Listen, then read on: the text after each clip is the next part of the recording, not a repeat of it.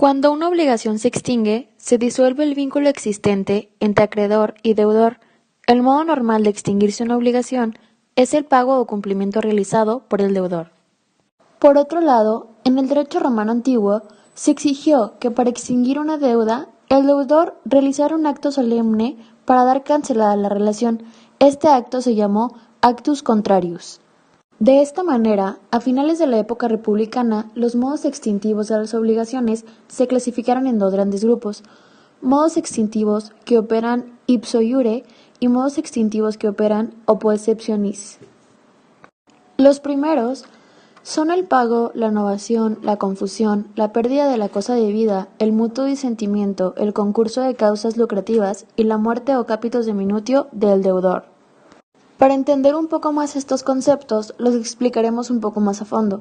El primero, que es el pago, no solo se refiere a la entrega de una cantidad de dinero, sino a todo cumplimiento de la prestación, cualquiera que ésta fuera. Hay que recordar que la prestación, objeto de la obligación, podía consistir en un dare, facere, prestare, non facere o pati.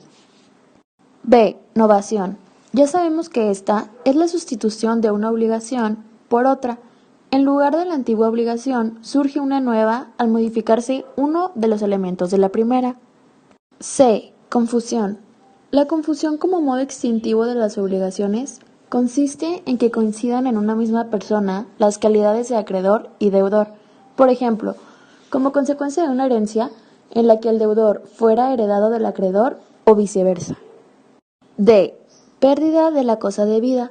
Si el objeto de la obligación fuera una cosa específica y se perdía por alguna causa no imputable al deudor, la obligación se extinguía. E. Mutuo disentimiento. El mutuo disentimiento o consenso contrario opera en relación con las obligaciones nacidas de contratos consensuales, que son los que cobran eficacia por el solo acuerdo de voluntades de las partes. El mutuo disentimiento debe darse antes de que una de las partes cumpla con su prestación. F. Concurso de causas lucrativas. Existe cuando el acreedor adquiere, por diferente causa, el objeto específico que se le adeuda. La adquisición, por título diferente de la misma cosa, extingue la obligación, pues no es posible que ésta recaiga sobre lo que ya está en dominio del acreedor. Por último, G. La muerte o capitis diminutio del deudor. Algunas obligaciones se extinguen por la muerte de uno de los sujetos. Este es el caso de las obligaciones que nacen de delitos y de algunos contratos, la sociedad y el mandato, por ejemplo, como veremos más adelante. Como segundo grupo, los modos extintivos que operan oppo exceptionis son la compensación y el pacto de non petendo.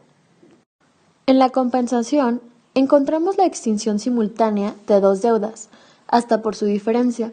Esta figura aparece cuando el deudor opone al acreedor un crédito que tiene a su vez en contra de éste. El pacto de non petendo es el pacto o acuerdo informal de remisión o perdón de deuda.